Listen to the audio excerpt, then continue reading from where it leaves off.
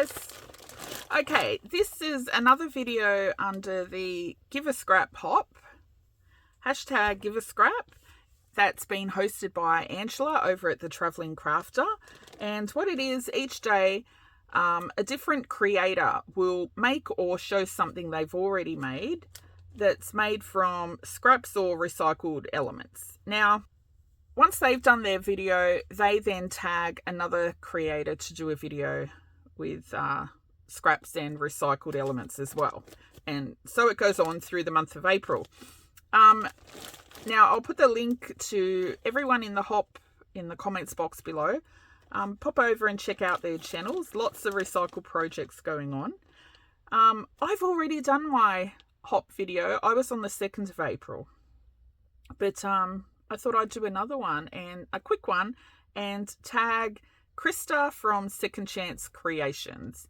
She's another great little recycler, and she's an Aussie creator as well. So I'll put the link to her channel down below. Pop over. She does lots of vintagey and shabby kind of stuff.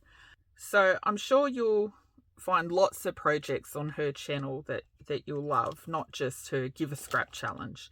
Okay, so in my video on the 2nd of April, I showed this big bag of scraps, fabric scraps. They're just all long, thin strips, hems, that sort of thing. And I made this little journal from some of the scraps in the bag. So this little scrappy journal, I love how it turned out. Now, if you didn't see that, I'll put the link to that video down below as well, so you can go check it out. Now, there was a lovely lady, Laura, who saw my bag of thin fabric scraps, and she commented how she would love to crochet those. And so while I'm not going to crochet those now, I may later on, I did tell her that I would show her one of my previous scrap fabric crochet jobs. Okay, this is a bag I made many, many years ago. Now, disclaimer, I'm not a crocheter. I don't know how to crochet. I don't know. I've got a crochet hook or needle, whatever they're called. See, I don't even know the terminology.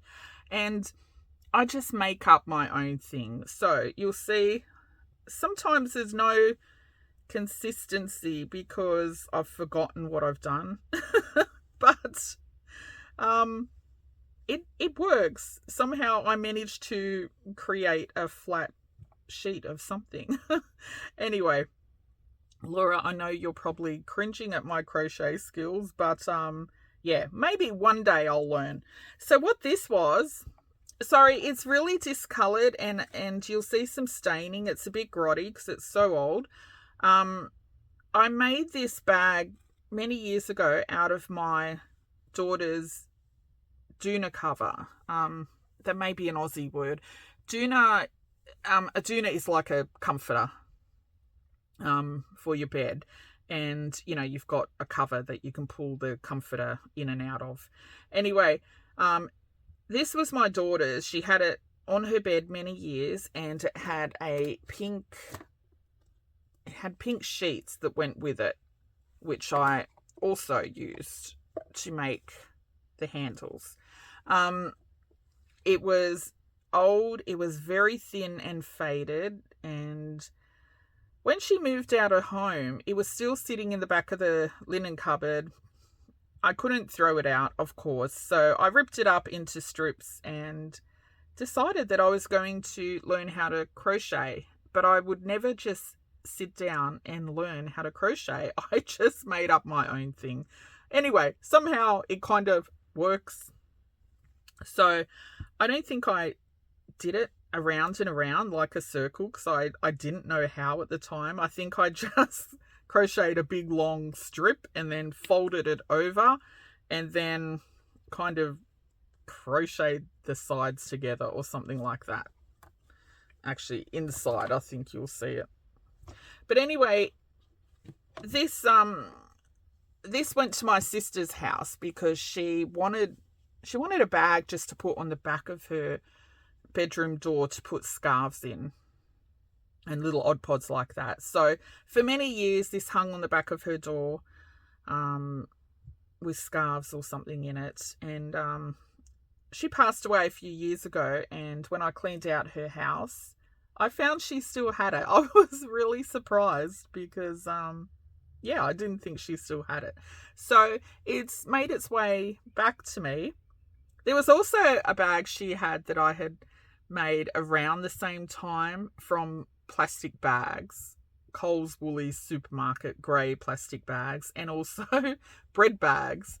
I'll show that in another video.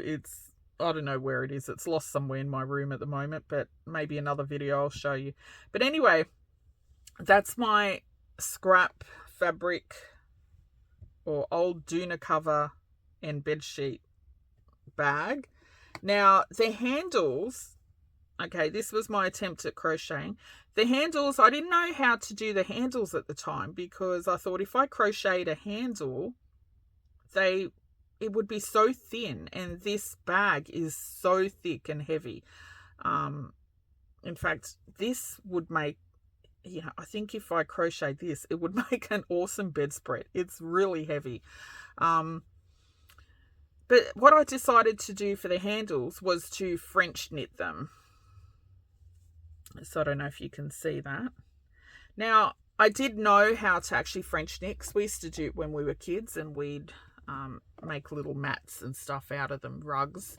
Now, usually when you French knit, you would have a spool about this size. But as kids, we didn't have the proper spools, so we would make our own, and we would make them from the wooden cotton reels. We'd just punch a nail, 4 nails in each corner, and we would use that. And it worked fine. It worked a treat. In fact, I do have a proper French knitting spool, and I find the wooden cotton reel with the nails punched in actually better than the proper spools, because if you've done French knitting, sorry, we called it French knitting. There may be a different or proper name for it, but yeah, we called it French knitting as kids. I'm not even sure if that's the correct name, but yeah, it just knits this big long, snake, and you just wind it into coils or something like that. We used to make little fabric bowls and things like that as kids. But the proper spools, they have these little metal prongs in them with a little bend on the top. And I find that if you French, because I can do it quite quickly, I find the little metal prongs too slippery and your threads keep just slipping off. With the nails, because it's got a little flat head, it keeps your thread on a lot better. So anyway, so the cotton wooden reels worked a treat, but of course it's too small for this big, thick bedsheet fabric to go through. So I thought at the time I'll just rig up my own spool. And I found it this morning just for this video. I've still got it after all these years. All I did was I glued 4 wooden blocks that were my son's at the time, because he was young. I just glued them together with some wood glue, and I whacked 4 nails in. These are quite big. This is not the size nail I'd use on the little wooden spool. I'd use a much, much thinner, smaller nail with a smaller head. But anyway, actually these are screws. I may not have had any nails at the time, but they did the trick, because the thread of the screw is only down the bottom. The rest is, slippery and smooth. So I use this because I've got a great big hole instead of that little hole, and this was perfect to French knit bed sheets. So perfect. In fact, I kept this because I always wanted to make another great big rug or something, using, I don't know, t-shirt material or something on this spool. Because, you know, t-shirt material for me, we've got so much of it and it's so hard for me to use. I really don't like it. Anyway, that's my scrap fabric bag. It's a bit dodgy, but my sister at the time, she loved it. And look, I didn't even know how to attach the handles, so I just crocheted them into the inside of the bag. But even if you don't know how to crochet or knit or something, you just do your own thing. It always turns out okay in the end. It was a bit wonky, but it did the job and my sister loved it. I might now, it's a bit grotty and stained over the years, I might throw it in the wash and I might actually pull it apart and reuse those long fabric strips because I have no purpose for this bag now. Anyway, that's it. I thought I'd show you that little project quickly. And yeah, pop on over, check out some channels in the Hop and Angela, the Travelling Crafters channel, and also Krista, our little Aussie recycler at Second Chance Creations.